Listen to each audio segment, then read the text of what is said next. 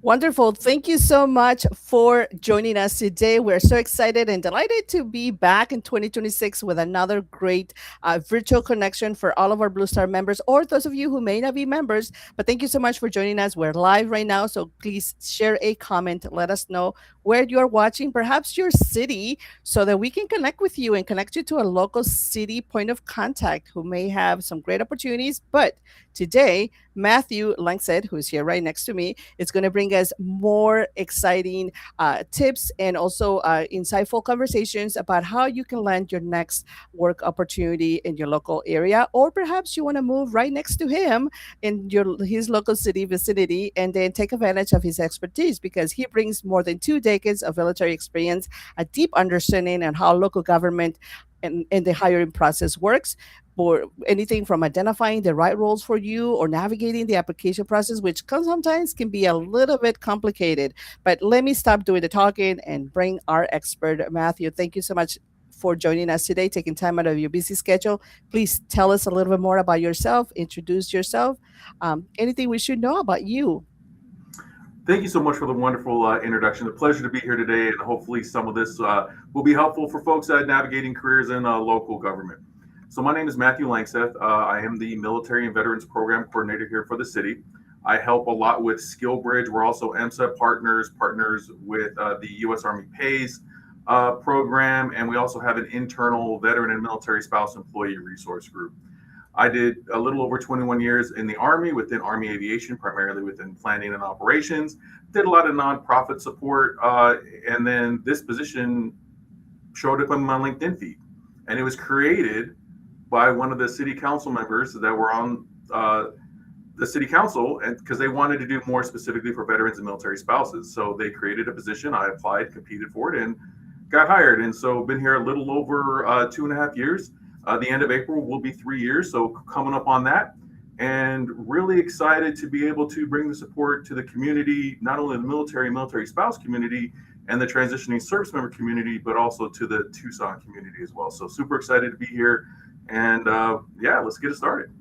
Yeah, absolutely. So you mentioned you got this posting came on and you saw it on LinkedIn and you're like, oh, I must know more. Why did you decided to work for the local city government besides, of course, obtaining a job? But why did local city government was such a good fit for you particularly? I really like to give back.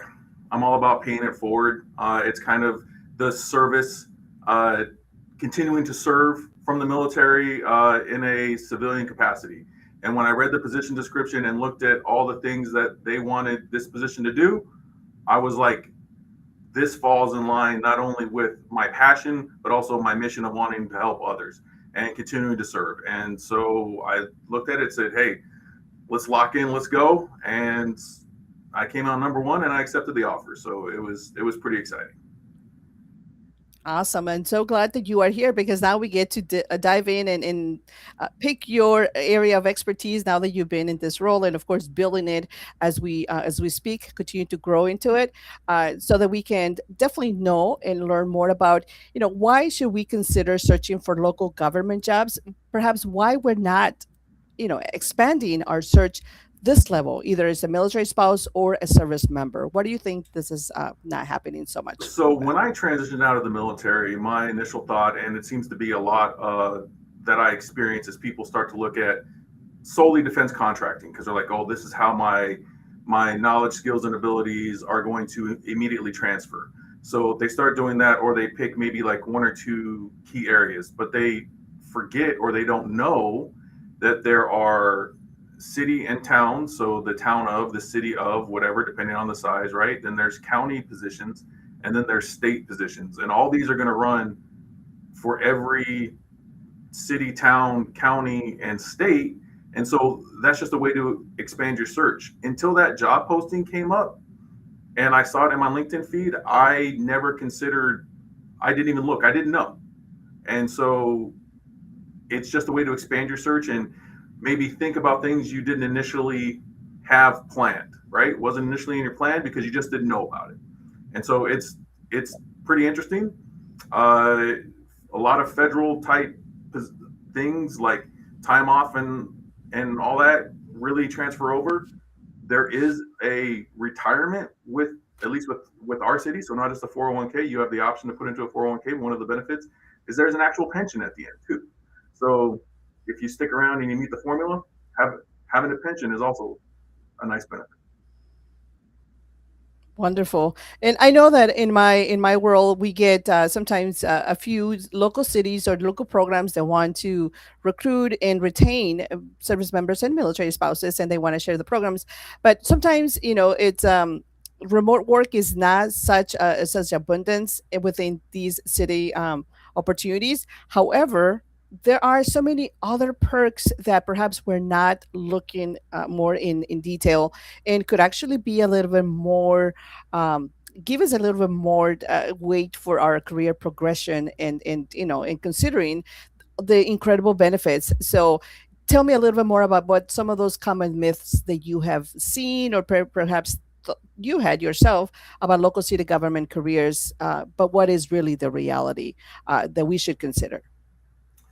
Remote work is going to vary. It's going to vary by either department or local municipality because like our state does different things than our county does different things than our city does, right? So figuring out about remote work is something, and it'll typically be posted on the position description if it's going to be some sort of hybrid position, mandatory in person, or if there's going to have remote options. So really take a look at those position descriptions.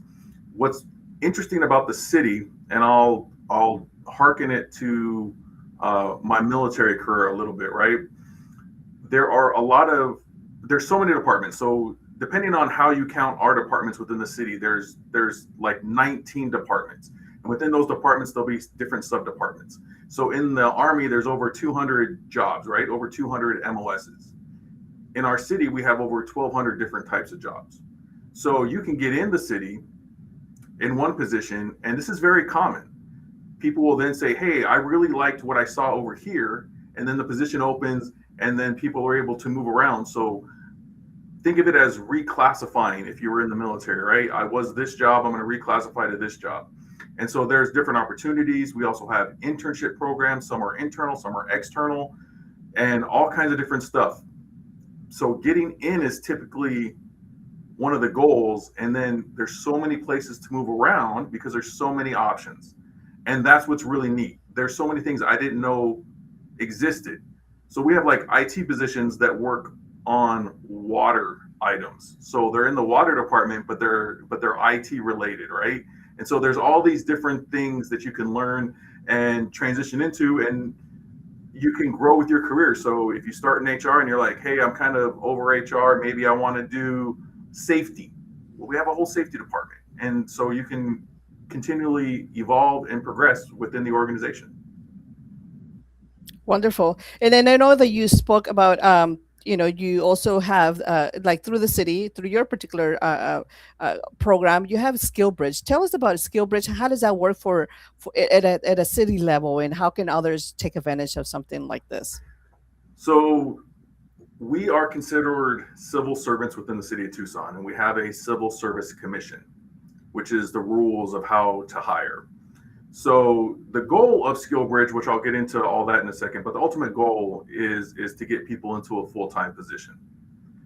Our our city charter and those civil service hiring rules state that every position has to be applied and competed for. So essentially, and there's a little asterisk next to this, and I'll talk about it in greater detail, but there are no direct hiring authorities or abilities within the city organization as a general statement. So SkillBridge allows people within the last 180 days of military service. Now, they're eligible to participate within the program. Different branches have different timelines. So some will let you do 60 days, 90 days, 120, or the full 180. That if you find an opportunity, like let's say it's like an HR analyst with the city of Tucson, and then the military will essentially release you from your military service and allow you to gain skills in the civilian side to make your transition more successful. And we've been done really well here, even though we can't direct hire people. Our 3-year average has been an 87% offer rate, internal or external, to the organization, which is exceeding the Department of Defense standards. So we're really excited about that. And so it allows people to gain the DoD SkillBridge program, allows people to gain valuable experience in a civilian setting by an approved employer, which the city of Tucson is one. We are on the SkillBridge website, and hopefully makes that transition easier. Wonderful. That's great. Great. So let's talk about then military spouse employment. So they don't necessarily can join obviously Skill Bridge program. What are some considerations, tips, best practices that we should consider when applying for local city government jobs that perhaps we're not yet maximizing? What would be your consideration or tips to share? It might sound cliche, but tailoring your resume to the Good. position Give it to us. description is going to be the best thing you can do. Now, we use a human resources information system, or HRIS, and our HRIS is called Workday. Okay, so you're going to be able to go into Workday. It's cool, and there's some things, right? The cool part is once you create your profile, when you're applying for a position, a lot of the stuff is going to transfer over. The best thing I can tell you is don't cut any corners and don't try to waste any or make the creating your profile in a rush. Don't do it in a rush. The more information you're going to put in is going to be helpful later on. So like our system may ask you to like, hey, upload your resume. So, you've done all this work, you've tailored your resume, you're like super cool. Then it's like, add more information. This is your chance, right? Because how many times do we go on a resume and go like, oh, I have so much experience. I wish I could add this, but it's not going to fit in the 2 pages or the 1 page. This is your chance where you can now add all those extra skills, right? So you can add them in. A lot of people get frustrated with this process, right? They're like, why'd you ask me for a resume if you're going to ask me to, again, put all the information in? That information place is much larger than to put more information than the place for your resume. So be patient with the process. Additionally, hiring in the government is probably going to take a little bit longer. Anywhere from 90 to 120 days is what I would recommend you plan for. So being patient. But the super cool thing is on each one of our position descriptions at the bottom, there's an email and a phone number to the recruiting team for that recruitment. And you are not bugging them if you call them or email them. That is their job. So if you have questions, you want to know the status of something, all of this information can be found on the website. Another tip, the position description is going to go away when the position closes and they start looking at resumes. Copy and paste that into a Word document so that you have all the information when you get an interview call, right? You go through the KSAs and all the things that they're looking for, but that's also going to have that recruiter's phone number and email. So if you ask 2 weeks later, you're like, oh, who was the point of contact for whatever? It's going to be off of our website, but you'll be able to find that information if you cut and paste that position description into a Word document and save it for later. I love that tip because I was so notorious in my early job searching, all those applications to not save where I was applying for. And then I would get the call and then I'll be like, oh, shoot, which then I would pull in survey resumes and I'm like, oh, I don't remember which one I shared for you. And yeah, so or staying organized, keep track of everything, use technology tools like Google Docs, like Excel sheets to track where you are committing your time for applications. And then when in doubt, reach out to Matthew and let him know and bug him on LinkedIn and say, hey, how do I, or what do you think? What are some great tips and best practices that I can share? And talking about best tips and practices, how about expecting, let's say you get called for an interview through a local city government or even with your entity where you work. What are some of those expectations? What does that interview look like versus applying for another corporate or a local call center, perhaps? What does your interview process look like? So assuming that you make it to the interview stage, right? Um, Most of our interviews are going to be done in person, but we have the ability. So, like, if you're going to be out of town, if you're in another state, we have the ability to do virtual interviews as well, right? So, make sure communication with whoever your recruiter is or the point of contact who's setting up the interview, communication with them is going to be key. It's not asking for that or an accommodation if you need something like that. Tell people early and tell people often. Don't wait to if you need an accommodation for something, screen readers, I don't know, translator, whatever your accommodation that you think you need. Tell us early, tell us up front. And so there is the opportunity to do virtual interviews. Most of our stuff's going to be in person, but communicate with the recruiter, and that's going to be key. Wonderful. So if somebody decides to go through follow you, and then you share some jobs, and they decide to apply it, and then you are a great point of contact, they get selected. Obviously, they can arrange if they're moving in PCSing. That's what I'm thinking about this particular scenario. PCSing, they can have those accommodations, but of course, the work in location is all going to be different based on cities' needs and then what the role is it's about. I also love it that you shared, Matthew, how once you get into a role, obviously if you love it, stay there, right? But you don't have to. There are over, how many jobs did you mention in your particular city you have I available? think the total classification number, so that all the different types of positions, is roughly around 1,200. Wow, so that's a lot of options for growth, perhaps, or for you to maybe break the boredness and then move on to a different program or a different department, and then try it out, and then become the master of all departments, and then have the most importantly is have continuous work, and the benefits, which military spouses sometimes we are a little bit more behind on the retirement, on the longevity, on and secure employment. And I think this is a really much better place to land a local city government or county job, state perhaps, because you have that continuous retirement accounts and everything else that other employment opportunities sometimes through remote entities or through quick fast and furious sort of a roles don't offer. So I really love for you to consider and connect with Matthew and think about that. um, Matthew, I would like to ask you for you mentioned that the timeline usually it's not easy. Can you walk us a little bit of what does a local city hiring timeline looks like for someone who gets hired? So they go through the lengthy application process, which this is really good for some people that have long work histories and they really want to make sure to share all of those details. But what does that look like? We get called for an interview, then all the way towards the end. What is an approximation in the different steps? So it's all going to vary slightly. A lot of our position descriptions are now starting to have on them like the close date, and then they'll say the first round of interviews will be held on this date. So you can kind of plan a lot of that, right? The Great. part where it gets a little interesting is really on a case by case basis. Is if there's going to be a second round of interviews, which sometimes there are and sometimes there aren't. So if there's going to be a second round, that can extend it out another week or two, right? Some of our positions are going to require a practical evaluation. So if you're operating, because we have large pieces of equipment, so if you're like a heavy equipment operator or something like this, you're going to have to come down and do a test where you actually show us that you can operate the equipment, right? And so there'll be an interview, and then there'll be a practical examination, and then it comes down to, let's say you get the offer, right? When can you start? Do you need 3 weeks to start?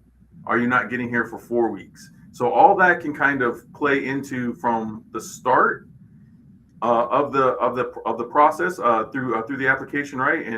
And doing all that, and then to when you actually start.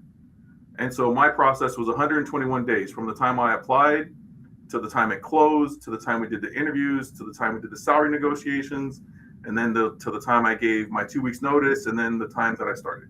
And so it was 121 days from that entire time. So that's just a thing, right? So I applied at the beginning of the application process. It was open for 2 or 3 weeks. So there's 21 days of the 121 days, right? Then they close it for a week, schedule interviews, do the interview, however many people interview. The more people who interview, the longer that window is going to be open. And so that's just kind of what that looks like. Some get done faster than others. Again, mine was right around 4 months.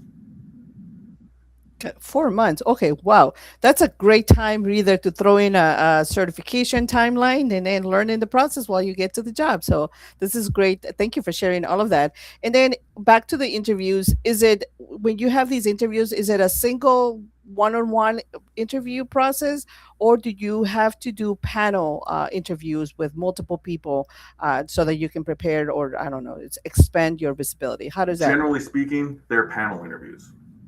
There Got it. can be some one-on-ones for certain things, especially if we're going to maybe like a super technical position, like maybe like an IT. There might be like a one-on-one, but generally speaking, it's going to be a panel interview, probably about three folks. Great. And what is your best practices on how do you prepare for a panel interview? Because you have multiple people there for multiple personalities, and it could be very intimidating to try to charm three or four different people in through this process. How did you handle it? Interviews, oh so fun, right? So Canderful is a great resource. If you're military, right, you get your 3 free interview prep. Having mentors is going to be helpful. Generally speaking, using one of two techniques, the STAR technique, right? Situation, task, action, result. Especially if your interview happens to be timed, right, and there's a certain number of questions in a certain time.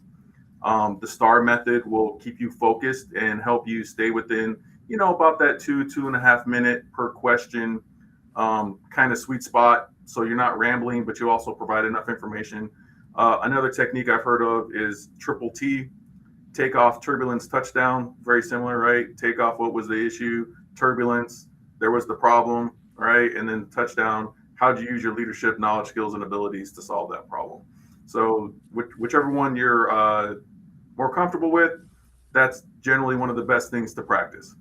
And someone put that Canderful link. Yeah, there you go. That's awesome. Abs- Yes, absolutely. Thank you so much for sharing that. Yeah, it can be very intimidating to try to charm three or four different people, I guess, from the department. So this is great insight. Thank you so much. Great tips.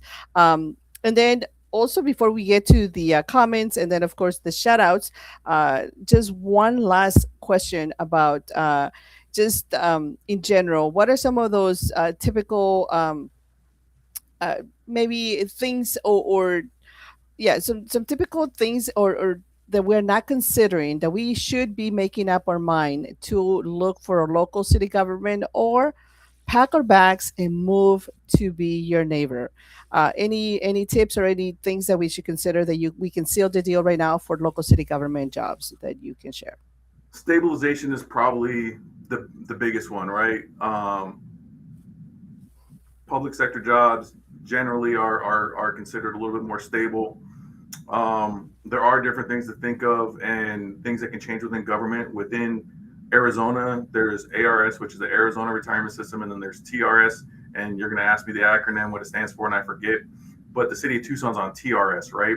And this is how much you pay into the retirement system, and they're different levels, right? But ARS you can take anywhere in the state. So there's difference between city and state and all this other stuff. Um, if you really found a place that you want to be a part of, if you found your community, it's very rewarding to be able to work and help support that community. I'm from Tucson. I call this home. My wife's sixth generation Tucsonan. We love it here, and this is our community. So for me to be able to not only support my local community, but to support the military, transitioning military and military spouse community, that really means something to me. And if you want to take it a step further, remember I told you that there's no really like direct hire except for like an asterisk. Well, that's really for like the elected officials. So your mayors, your city council members, they get to they get to select their staff through different interview processes. But if you want to actually be on one of these council members' staffs, you can do that too. So you can help support local policies. And there's different in the county, I think they call them commissions. And then there's different boards and commissions at the state level, right? So there's all these different opportunities where you can help support and craft local policies. And so it's pretty interesting. I love it. Sorry, I didn't mean to interrupt you, but I was just so excited. I love it. I love that you are mentioning all these great ways because we often get from our military community, I want to find a job that has meaningful purpose.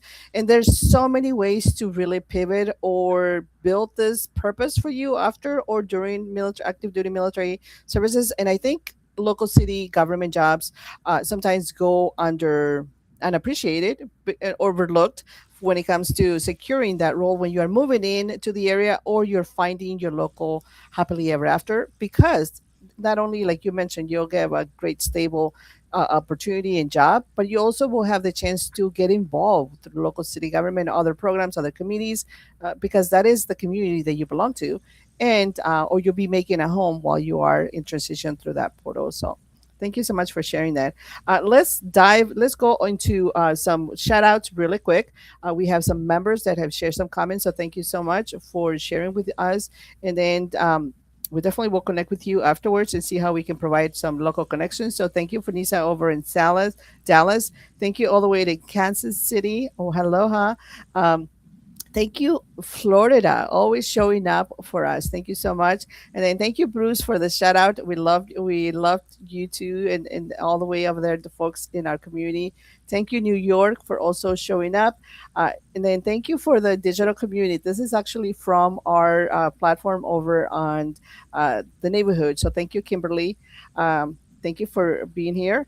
And here's a question for you, Matt, from Kimberly over in the neighborhood. When you were saying to ask for recommendations, what would you recommend in the initial application process? I'm moving next summer to another state.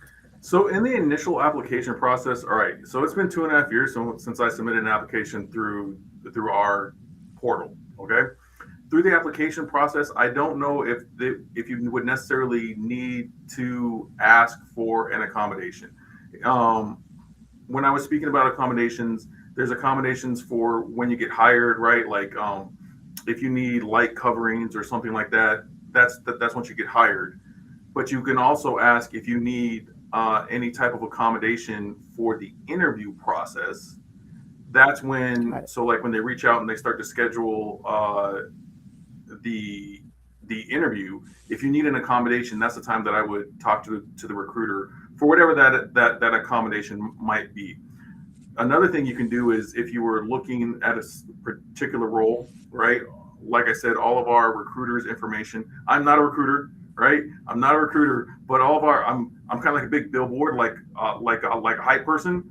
So, but at the bottom of each one of our position descriptions is the recruiter's email or it's a group inbox to that team, right? And then there's a phone number. So if you have questions about what accommodations are available or anything like that for the interview, that's who I reach out and connect with. Here we have a whole leaves and accessibility department that once you're hired, if you need a reasonable accommodation, they have a whole team that does all those accommodations. And so those are two separate processes. One's the interview process, and then one is once you're a full-time employee. Okay, great. That's great insight. Thank you. So, and that very valid concern is that if they're coming from another state, like for instance Georgia, this is a follow up question, but will be applying in Wisconsin, it could be an off to them, um, because you're not there yet. Yeah, and I'm actually question about that. So, How does that work? in my Screening. personal opinion, again, I'm not a recruiter, right? But there are many people who apply for positions here in the city of Tucson that are not in the state of Arizona. And so I don't believe that should be a disqualifier. The only thing that may be a concern, and I say maybe, I don't know for sure, is if you're asking, you're like, hey, congratulations, you get your offer, I don't know, let's say the 1st of February. And you're like, thank you, I can't start till June 1st. That time may be an issue, potentially. But I don't think the geographic location, I don't think would be that much. I don't think that's anything to worry about personally.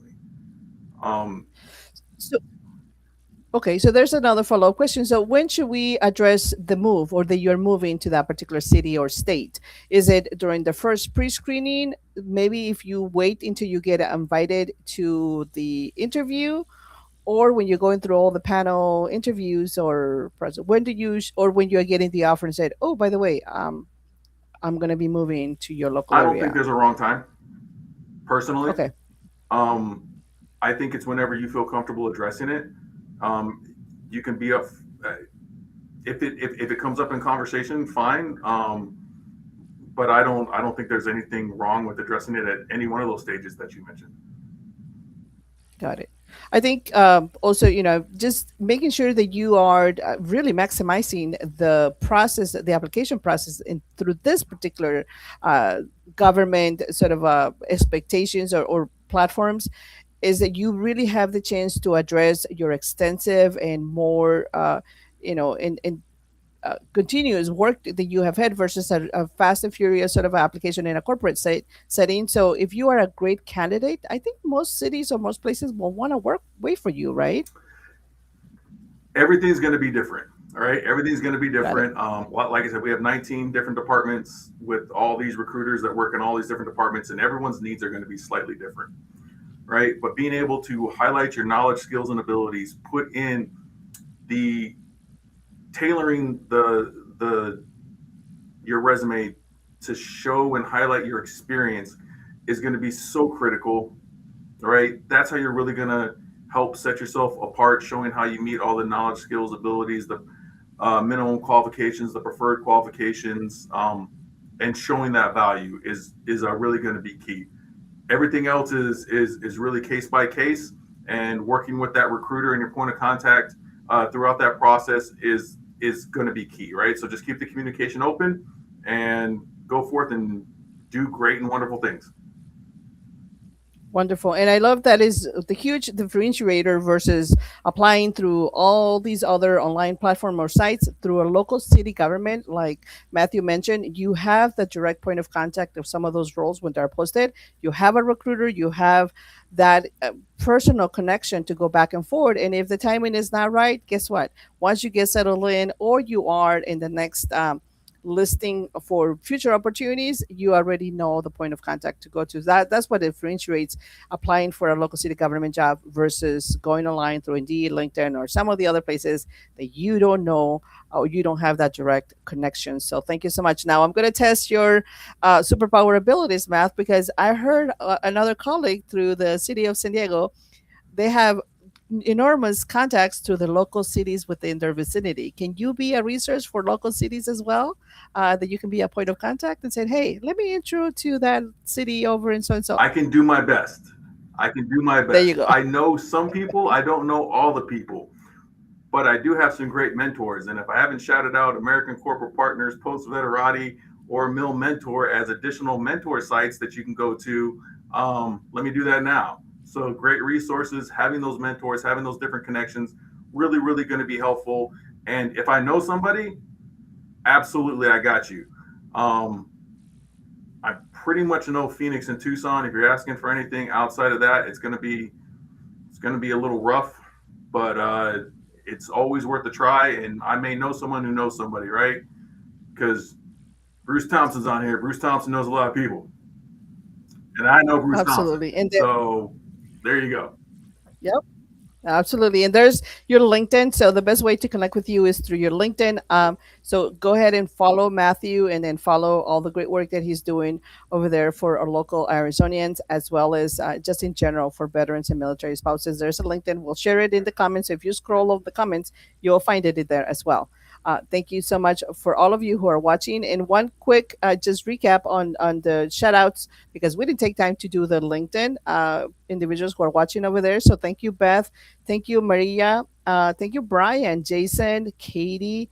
We also have Beth, Lisa, Adrian, and Aurora. Thank you so much. So great to see you guys out there on LinkedIn, being shy, but also watching. And again, pay it forward at someone who is looking for stable, secure job. Local city government might be the alternative, especially when you are preparing and your next PCS season. Start looking ahead. Reach out to Matthew and then use all the resources he mentioned, which I'm going to share those in the comments. And then when in doubt, just come into the neighborhood and we can certainly share those with you and try to give you a direct point of contact, a connection.